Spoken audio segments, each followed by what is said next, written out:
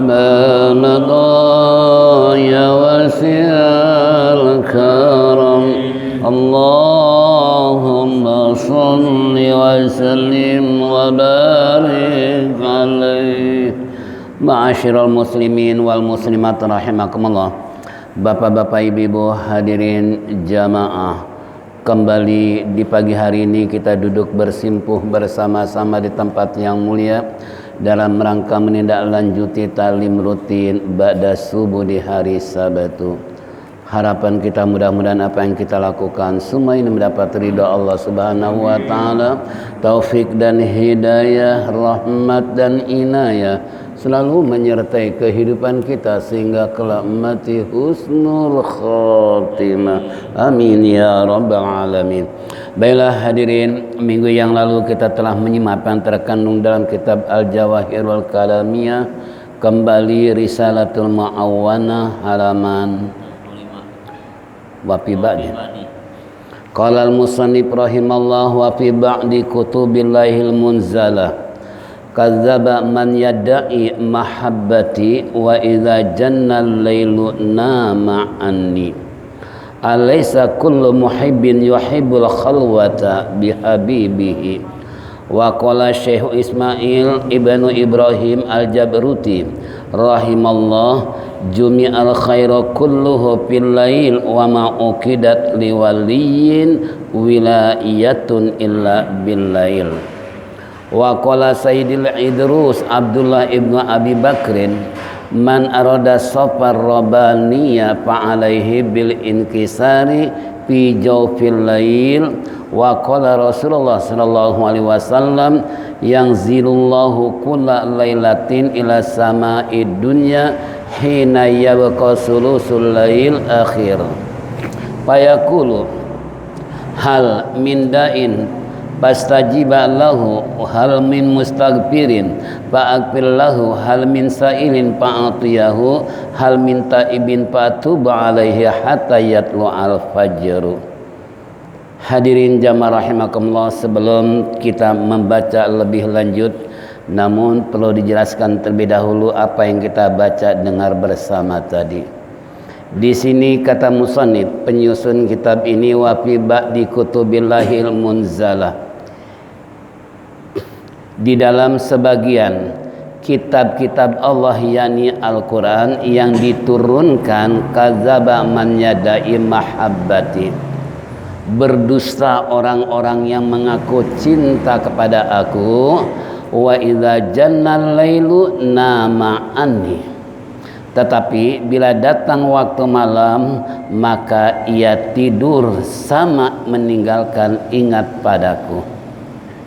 Alaysa kullu muhibbin yuhibbul khalwata bihabibihi, bukankah setiap orang yang cinta yaitu menyukai berkhalawat dengan kekasihnya. Telah berkata Syekh Ismail ibnu Ibrahim al-Jabruti rahimallah jumi'al khairu kulluhu fil lail, dihimpunnya nilai-nilai kebaikan semuanya di waktu malam. Wa ma uqidat, dan tidaklah istilahnya dikukuhkan, diperkuat diwaliin bagi seorang wali wilayatun illa billail, apa kewaliannya melainkan pada waktu malam. Ini hadirin jamaah rahimakumullah, sungguh beruntung dan bahagia bagi hamba Allah dan umat Rasulullah manakala menghidupkan di waktu malam, bukan lebih banyak tidur daripada bangun. Kenapa? Contoh tadi kalau Allah firmankan bahwa banyak orang-orang yang dusta, orang yang bohong mengaku cinta kepada Allah namun dia tidak pernah mau bangun di waktu malam. Ini termasuk mendustakan Allah. Ya, padahal kita dibuat oleh Allah, diberikan segala sesuatunya dari Allah. Enggak ada satupun modal yang kita miliki kecuali semua dari siapa? Allah. Nah, tapi kenapa yang Allah sudah banyak firmankan, Nabi pun memberikan motivasi kepada umatnya untuk menghidupkan sebagian malam walaupun cuman hanya sepertiga malam. Nah ini kalau malam jam 6 mulai maghrib sampai jam 6 subuh, berarti 1/6 malamnya, sepertiga malam kan jam 3, sekitar jam 3. Nah ini tunjukkan kalau memang kita cinta, kata Allah, kepada aku, paling tidak dia akan berkhalawat. Apa berkhalawat? Menyendiri. Di saat orang tidur asik dia bangun. Makanya kalau ulama-ulama soleh, para wali-waliullah, mereka membuat satu lubang di dalam tanah seukuran dia bisa berdiri, seukuran dia bisa sila duduk di dalam lubang tanah. Ya, karena saya ingat dulu waktu masih SMP, saya ketua kelas, ya memang dari SD sampai perguruan tinggi selalu jadi ketua kelas. Saya juga bingung dari mana tuh. Ya, nah ini kembali. Waktu itu saya kerahkan teman-teman, setiap hari Sabtu kita harus bawa sepeda masing-masing. Nanti setiap satu giliran, sekarang ke kampung siapa, sekalipun jauh tetap kita bawa sepeda. Ya alhamdulillah, kita ke daerah Carenang. Carenang ini di daerah Cikande. Jembatan Cikande itu masuk ke dalam, kurang lebih sekolahan kita di Belah Raja, kurang lebih 10 kilo jaraknya itu. Itu gue sepeda sama-sama teman. Begitu cerita singkat datang ke rumahnya, saya melihat kumpulan tanah-tanah. Lalu saya tanya sama si anak ini, teman, itu buat apaan di dalam, kok ada pintu segala? Itu tempat berkhalawat bapak saya. Lalu ngapain? Zikir wirid, terkadang sampai 3 hari 3 malam, terkadang 7 hari 7 malam, bahkan sampai 41 hari. Coba tuh orang dulu begitu. Makanya kita lihat di Syekh Muqi. Syekh Muqi daerah mana? Tasik, ya. Pamijahan. Itu kita masuk terowongan ke bawah seukuran badan, ya, dengan senteran atau petromak nyewa karena gelap suasana. Itu tempat berkhalawat beliau Syekh Muqi. Itu masuk ke dalam lubang, kemudian di sana percis di sampingnya kali, air mengalir penuh dengan pohon-pohon bambu. Itu di bawah istilahnya dia membuat tempat berkhalawat, ya, kurang lebih ada kira-kira 3 meter lah luasnya. Coba bayangkan. Itu kembali tadi. Makanya banyak contoh-contoh lain ini dari Indonesia, khususnya dari daerah-daerah itu mereka sengaja berkhalawat. Kalau Nabi kita berkhalawatnya di mana? Di Gua Hira, ya. Tapi kalau min jumlatil aulia atau ulama-ulama saleh, mereka paling tidak berkhalawat, membuat tempat sendiri, menggali tanah sendiri untuk berkhalawat di dalam tanah. Ya, nah ini contoh. Kalau kita boro-boro istilahnya menggali tanah, di kamar aja nggak pernah bangun.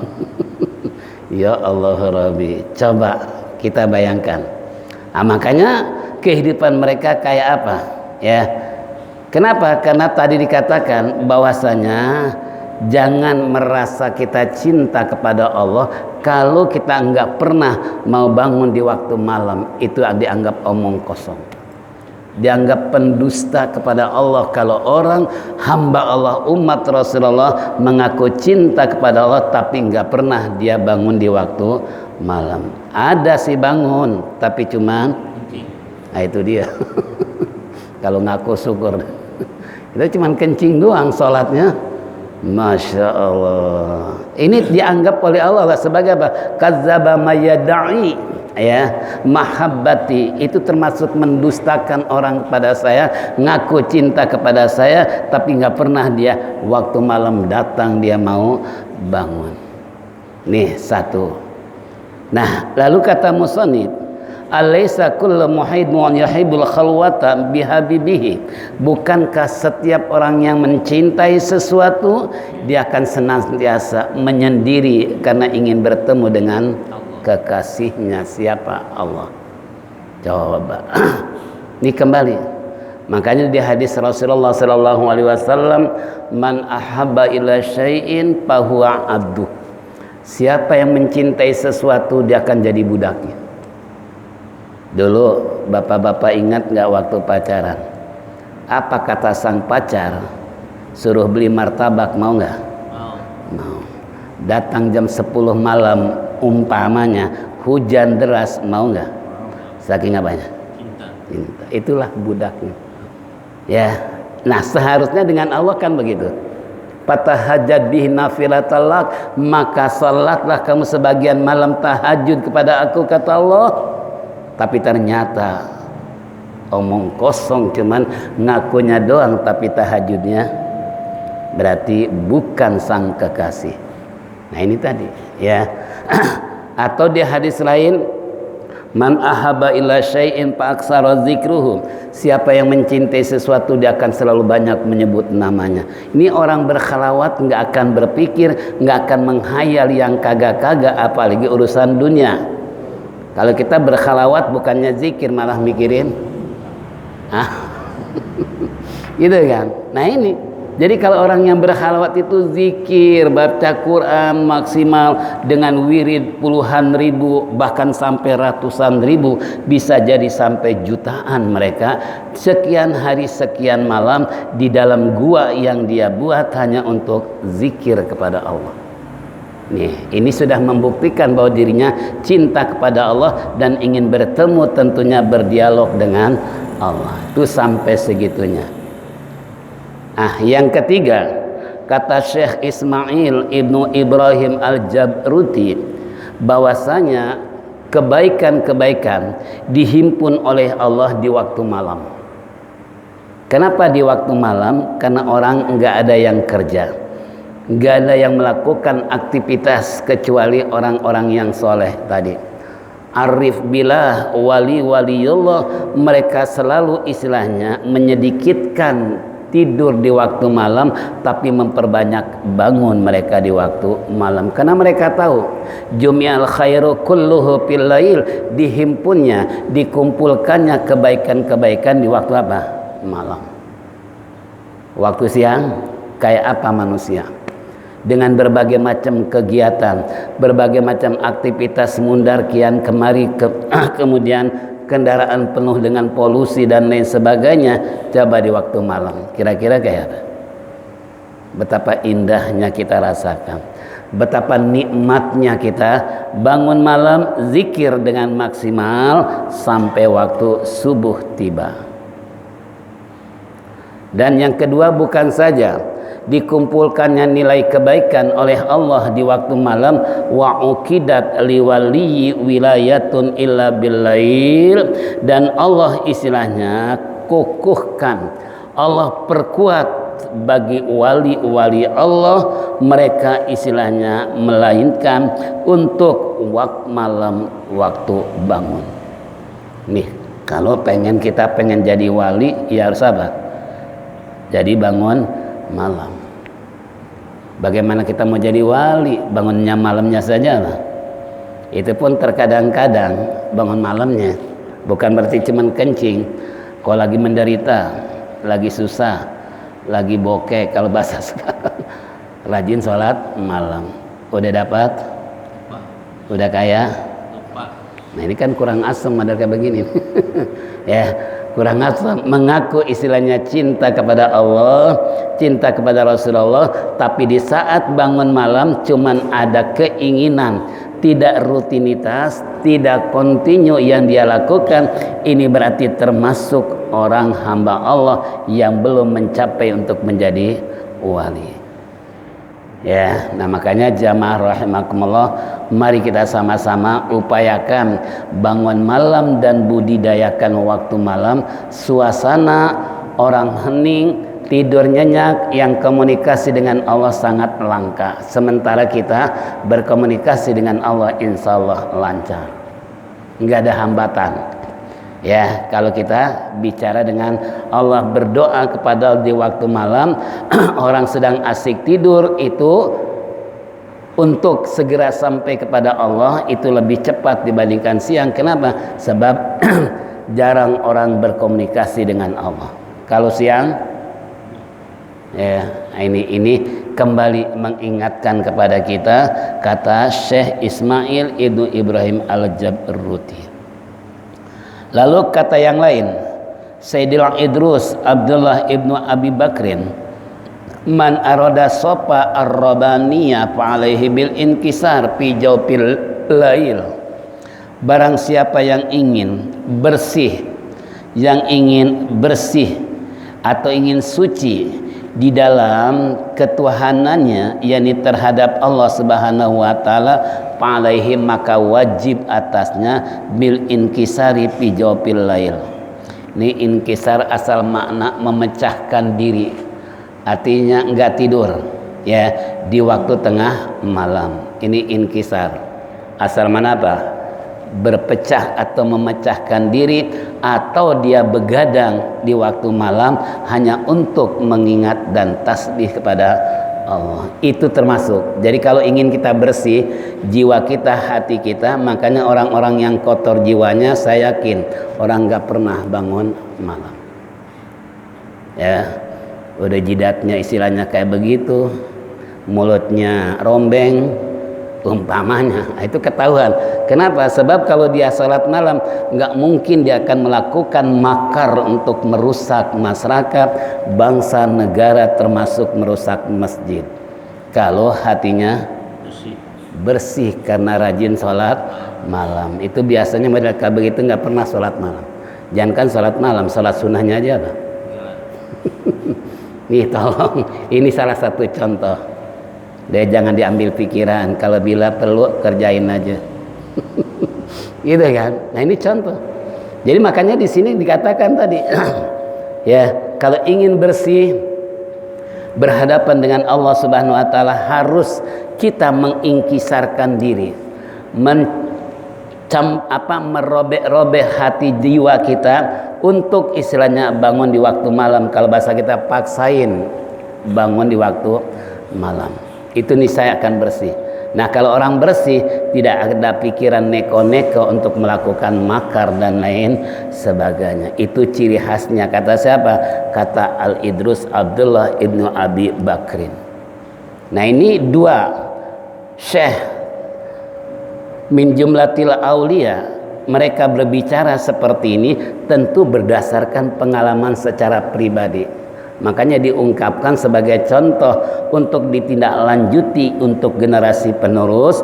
Makanya Syekh Ismail tadi maupun Syekh As-Sayyid Al-Idrus mengungkapkan dalam hatinya seperti ini, tujuannya kita bisa napak tilas dengan mereka. Ya, ini jadi kembali. Jadi bahwasanya tadi dikatakan menghimpun kebaikan Allah di waktu malam, bahkan mengikat istilahnya jiwa-jiwa daripada wali Allah adalah di waktu malam. Nah apalagi tadi siapa yang ingin bersih, ingin suci, dia punya hati batinnya mengenal Allah Subhanahu wa taala, harus dia bangun di waktu malam.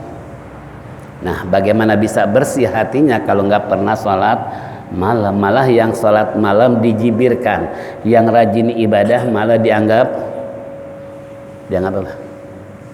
Kan dunia terbalik. Ya ini na'udzubillah min dzalik. Yang keempat, wa qala Rasulullah sallallahu alaihi wasallam, yang zilullahu kulla lailatin ila sama'id dunya hina yabqa sulusul lailil akhir fayaqulu. Bersabda Rasulullah sallallahu alaihi wasallam, yang zilullahu, menurunkan Allah Subhanahu wa taala setiap malam ke langit dunia, hina yabaqa, ketika istilahnya tinggal sulusul lailil akhir, sepertiga malam akhir malam. Nih, jadi Allah menurunkan rahmatnya, Allah menurunkan berbagai macam pintu-pintu keberkahan untuk hambanya, itu adalah dari sepertiga akhir malam. Ya, jadi sepertiga akhir malam tadi sekitar jam 3. Ya, jam 3 kita bangun, ngambil wudhu, kita sholat, kemudian kira-kira menjelang subuh kita mandi, kemudian segera bergegas ke masjid dan lain seterusnya. Kenapa? Karena ini termasuk adalah apa yang dikatakan sabda Nabi kita Muhammad sallallahu alaihi wasallam, ini yang zilallahu kulla lailatin ila sama'id dunya. Allah turunkan apa? Rahmat Allah, kasih sayang Allah dan sebagainya ke langit dunia. Kapan? Ketika masih ada waktu sepertiga akhir malam. Itu sekitar jam 3 sampai subuh.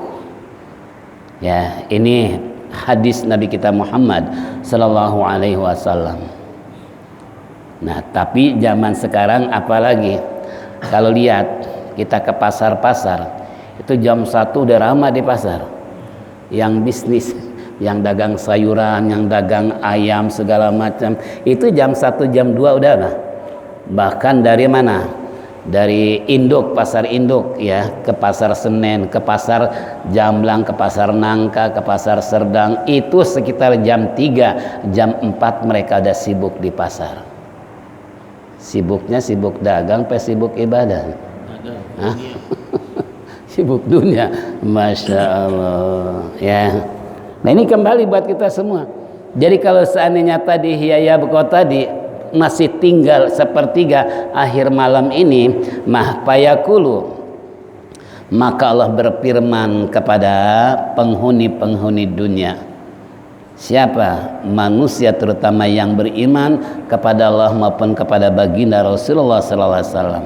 Apa kata Allah? Payakul, hal min da'in pastajib Allahu. Apakah ada ya malaikat hambaku di malam ini mereka memohon kepada aku, meminta kepada aku, pastajib lahum, niscaya aku perkenankan dia. Nih, jadi sepertiga jam 3 malam tuh kita berdoa. Nah, Allah itu kalau bahasa kita bertanya kepada malaikat yang dikerahkan oleh Allah buat mereka yang menghidupkan malam, sampai Allah berfirman, apakah ada hamba-hamba aku yang malam ini berdoa kepada aku ya Jibril? Hai malaikatku, ada nggak? Coba lihat, perhatikan seluruh dunia, ada nggak? Nah kalau ada, kasih tahu mereka, pastajiballahu, saya perkenankan apa yang dia inginkan. Tuh makanya jitu banget nih berdoa di sepertiga akhir malam. Ini berdasarkan hadis qudsi. Karena yang berfirman siapa? Allah. Yang namanya hadis qudsi kan omongan Allah langsung pada Nabi tanpa malaikat Jibril. Enggak. Kalau Quran kan melalui Jibril dulu baru sampai kepada Rasulullah. Kalau hadis qudsi enggak, dari Allah langsung pada Nabi. Nah, ini makanya satu. Jadi siapa mereka yang berdoa kepada aku? Lalu yang kedua, hal mustaghfirin faghfirlahu, hai malaikat, apakah ada di antara hambaku mereka yang beristighfar malam ini, yang meminta ampun kepada aku? Seandainya ada, kasih tahu mereka, saya sudah ampuni dosa mereka. Coba dikontrol kalau malam oleh malaikat, perintah Allah untuk melihat hambanya apa yang mereka lakukan di waktu malam, terutama sepertiga akhir malam. Nih yang kedua. Yang ketiga, hal min sa'ilin fa'utiyahu, apakah ada di antara hambaku hai malaikat mereka yang meminta kepada aku? Nah tadi berdoa, sekarang meminta. Doa meminta apa bedanya? Sama. Yang satu tadi kan berdoa, yang kedua meminta. Bisa jadi kalau mana doa, sabda Rasulullah, jihatud doa as-sama, arahnya berdoa langit. Warfa rosaka wa ilaika ila sama, angkat tadahkan tanganmu ke langit, hadapkan wajahmu ke langit. Itu berdoa. Kalau minta? Kalau minta? Ah. Kalau minta gimana? Diangkat nggak tangannya? Diangkat, ditadahkan nggak wajahnya ke langit? Bedanya sedikit. Kalau orang minta kan terkadang nggak menadah ke langit wajahnya, cuman hanya tangannya dong, minta dong gitu. Seperti anak minta sama orang tua, kira-kira kayak. Tapi kalau berdoa, subhanallah, apalagi saya bilang cara berdoa ini tangannya Dini, rapatkan seukuran kelihatan ketiak itu. Ya, kayak begini. Jangan kayak saya diundang di Pulau Seribu. Di Pulau Seribu ketika dia tanya, Pak Kiai gimana cara berdoa, saya bilang begini, maaf di sini daerah nelayan, kalau berdoa harus begini. Kenapa? Supaya dapat ikannya besar. Nanya dikasih jawaban malah apa? Ya, harus begini di sini Pak Kiai. Kenapa? Karena supaya dapat ikannya apa? Besar. Kalau begini kecil. Iya Allah Rabbi, dalam hati terserah deh, lo nanya gue jawab, malah dia bilang Mbak di sini nelayan nggak boleh begini, harus begini. Nah ini kembali padahal yang bagus, rapatkan tangan. Istilah mu'alim bilang supaya jangan jatuh kemana? Ke tengah-tengah, plus jatuh, sisanya jadi nggak utuh kalau bahasa kita. Ini termasuk ya. Jadi makanya di sini katakan tadi itu hal min sailin fa'utiyahu, apakah ada di antara mereka yang minta kepadaku ya malaikat? Katakan terhadap mereka, fa'utiyahu, saya sudah kasih mereka apa yang mereka inginkan, jabatan, urusan dunia, urusan akhirat, urusan apa saja yang mereka inginkan dan minta kepada saya, fa'utiyahu, niscaya aku akan berikan kepada mereka. Ini Allah yang berfirman. Kemudian yang terakhir, hal minta ibin fatuba alaihi hatta yatlu al-fajru. Hai malaikat, apakah ada di antara hambaku mereka yang bertobat, yang tadi waktu siang, waktu malam dari maghrib sampai jam 2:30 masih teler, masih main judi, jam 3 tobat. Bangun, minta kepada Allah, bertobat kepada Allah. Nah ini kasih tahu mereka, fa'atuba alaihi, saya sudah ampuni dosa mereka. Coba begitu bijaknya Allah untuk istilahnya melakukan apa yang diminta oleh hambanya, apa yang minta doa kepada Allah, apa yang minta ampun maupun bertobat bagi Allah, tak ada satupun jadi penghalang buat memberikannya. Tinggal kitanya aja sejauh mana kita menginginkan sesuatu, minta kepada Allah. Ini sudah Allah jelaskan dalam hadis qudsi tersebut. Kalau masih nggak percaya juga kan keterlaluan banget. Ya, berarti dia nggak beriman kepada Allah kan gitu. Nah ini jadi kembali buat kita semua. Inilah hadirin jamaah rahimakumullah, kesuksesan seorang hamba umat Rasulullah yang rajin salat di waktu. Dia meminta ampun, dia berdoa kepada Allah, meminta kepada Allah. Nah ini termasuk resep yang Allah berikan kepada hambanya berdasarkan kembali hadis Rasulullah Sallallahu Alaihi Wasallam bahwa Allah turun setiap malam ke langit dunia.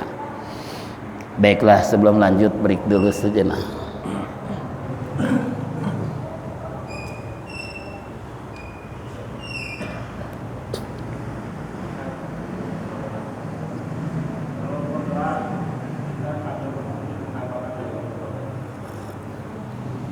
Kalau berdoa,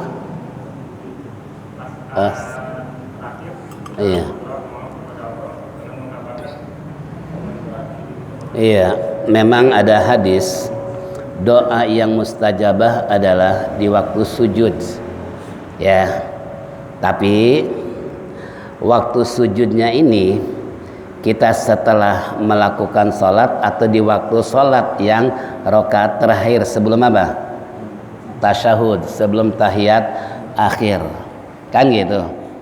Karena Nabi kita Muhammad sallallahu alaihi wasallam ketika malam nisfu Sa'ban itu diperintahkan oleh Allah untuk sujud, untuk meminta kepada Allah Subhanahu wa taala sampai pabakia Rasulullah menangis terisak-isak meminta kepada Allah. Itu Rasulullah contoh, ya. Nah setelah itu Rasulullah sujud, kemudian diperintahkan oleh Allah, warfa yadaika ila sama, angkat kedua tanganmu ya Muhammad, ya, berdoa kepada aku, kata Allah. Nah, ini Rasulullah memberikan contoh kepada kita semua. Beliau adalah sempat di dalam sujudnya terisak-isak menangis. Kenapa? Diperintah oleh Allah untuk berdoa. Nah, sementara kita ya, nah ini nih contoh. Jadi buat kita semua memang itu salah satu resep yang paling utama berdoa di waktu sujud. Kenapa di waktu sujud? Karena kita langsung berhadapan dengan Allah. Dan pandangan mata pun konsentrasi, nggak kebakalan nengok sana nengok larak sini yang mengakibatkan kehusuan. Coba kalau sujud apa yang dipandang?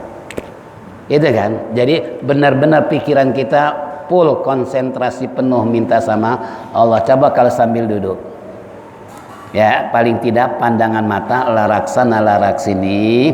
Apalagi orang yang penakut nggak boleh dengar tikus lewat, langsung konsentrasi apa?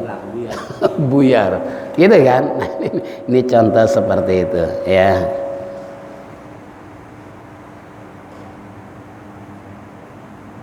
Isyraq jam berapa sekarang? Oh 39, masih ada 11 menit lagi. Ada yang lain? Kalau tidak lanjutkan sebentar lagi. Walau lam yarid fil hasri ala qiyamil laili ghairu hadzal hadis la kafa. Wal kitabu was sunnatu tafihani bitarghibi fihi wal hassi alaih. Walau lam, dan jikalau seandainya dia tidak datang fil hasi tentang anjuran yang sangat keras. Ini has itu instruksi yang sangat keras, harus kalau bahasa kita, nggak boleh tidak. Ala qiyamil lail, untuk istilahnya bangun di waktu malam. Gairu hajal hadis, selain hadis ini lakapa, yaitu niscaya akan memadai, cukup walaupun tanpa hadis tapi ada tapak tilas contoh di kalangan para wali Allah, ulama-ulama arif billah, ulama-ulama soleh, itu pun sudah cukup karena mereka al ulama warasatul anbiya. Seandainya ada dalilnya enggak? Nah ini anak sekarang kan tanya dalil, ada hadisnya enggak? Nah ini kata musonif ini enggak perlu. Ghairul hajal hadis, selain hadis ini juga lakapa, cukup istilahnya, walaupun kita enggak menggunakan hadis sabda Rasulullah, tapi kan tapak tilas ulama sedemikian rupa itu sebagai panutan kita karena mereka adalah sebagai pewaris Nabi. Kenapa harus kita ingkari ulama? Kenapa kita harus benci ulama? Kenapa kita harus lakukan dengan kasar ulama yang akhir ini sedang melanda di masyarakat? Ya, ada yang imam dibacok, ada masjid dirusak, ada yang ditusuk, kan luar biasa ya. Ya, dibalik semua ini wallahu alam. Tapi yang jelas tadi, ya, kenapa? Karena al ulama warasatul anbiya, sabda Rasulullah, ini ulama ini pewaris Nabi loh. Makanya akhir-akhir ini perlu dikawal, perlu istilahnya mereka diselamatkan dari hal-hal yang bisa membahayakan diri mereka. Walaupun mereka, kalau istilah Buya yang di Sepatan siapa? Buya Uci ya. Ya. Kita baca hijib, kita banyak zikir untuk istilahnya mencegah hal-hal yang bisa membahayakan diri kita. Nah, suruh baca hijib tuh. Suruh baca, perbanyak wirid-wirid yang diajarkan oleh ulama, karena mereka sudah punya pegangan dalam menghadapi situasi dan kondisi apapun. Ya kalau saya ceritakan banyaklah kisah-kisah nyata dari yang mereka sudah perbuat sehingga dicurahkan kepada generasi penerus untuk dijadikan sebuah wirid dan lain sebagainya. Ya, contoh nih, contoh saya waktu itu Nabi Ta'lim, ada yang lewat, orangnya nggak gemuk, kurus, ternyata dia jagoan silat. Nah, kata merebut masjid nih, Ustaz, ini orang jangan dikira orang biasa nih, ini jagoan silat. Dia dari Cimande. Apa dia bilang? Bohong Ustaz, saya bukan jagoan silat. Kalau saya sih tujuan saya kalau seandainya kita lagi jalan nih ada pohon roboh, saya bisa loncat duluan. Ya Allah, jawabannya nggak sombong kan? Sombong nggak? Cuman itu aja ya, supaya ada istilah dahan kayu jatuh mau menimpa kepada diri saya udah loncat duluan. Seandainya ada yang membacok saya sudah bisa menghindar terlebih dahulu. Itu tujuan saya, bukan jagoan. Orang kan kalau dengar jagoan kira-kira kayak gitu kan. Nah begitu juga ulama istilahnya. Arif billah, mereka memberikan ijazah kepada muridnya. Sampai-sampai saya ingat guru dia memberikan satu ijazah. Contoh tadi ketika kita membaca ayat 7, kan ayat 7 dibacakan setiap satu ayat, qul la yusibana illa ma kataballahu wa maulana wa 'alallahi falyatawakkalul mu'minun. Katakan olehmu ya Muhammad, tidak akan menimpa kepada diri kita apapun bencananya, kata Allah, dialah Tuhan kita. Berserah diri kepada Allah, hai orang beriman.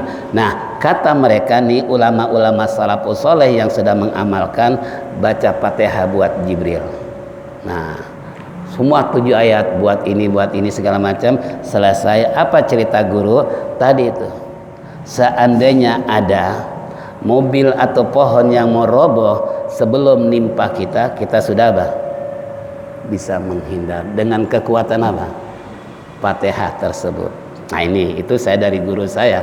Ya minimal seperti itulah. Nah, makanya kembali buat kita semua, itu wiridan-wiridan ulama salafus soleh sudah mereka buktikan dengan jelas, tinggal kitanya terkadang dikasih ngamalinnya agak malas gitu kan. Padahal Masya Allah ya, ini sangat langka anak-anak sekarang mau meminta kepada guru atau dikasih guru mengamalkan apa kata guru. Kalau orang-orang dulu dikasih amalan itu luar biasa ya, mereka amalkan, mereka buktikan dan lain seterusnya. Ah inilah hadirin jamaah rahimakumullah. Jadi kembali tadi lakafa, cukup memadai. Namun kembali wal kitabu terakhir wasunnatu tafihati bitargibi fihi wal hasi alaih.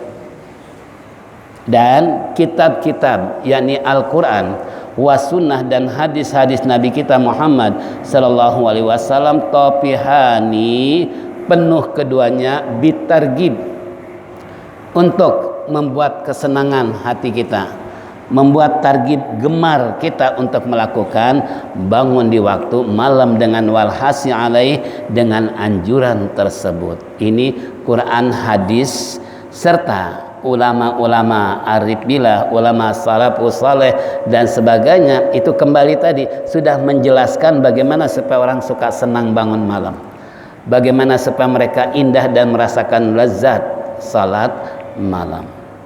Nah ini makanya nanti wal arif billah insyaallah yang akan datang kita lanjutkan bagaimana menurut arif billah mengenai salat anjuran malam ini.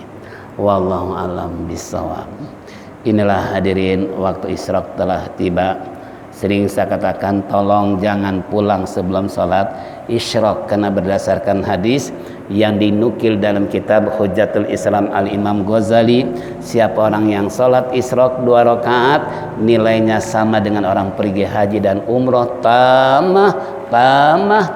Nabi sebut 3 kali, sempurna haji dan umrohnya. Walaupun kita nggak berangkat haji, tapi nilai haji dengan salat isyraq kita sudah dapat. Usolli sunatan isyraq rakaataini lillahi taala, habis Fatihah baca kuliah, habis Fatihah rakaat kedua baca kulhu, baru lantas jalan. Kalaupun mau berdoa silakan, memang ada doa khusus buat salat isyraq. Inilah hadirin tambahan, mudah-mudahan Allah panjangkan umur, sehat walafiat. Alhamdulillah, baca dengar bersama jadikan ilmu yang bermanfaat sehingga kita berniat untuk selalu salat malam, dan mudah-mudahan semua yang kita lakukan mendapat ridha Allah Subhanahu wa taala. Baiklah, kita tutup dengan zikir tauhid. Falyatafaddal mashkur.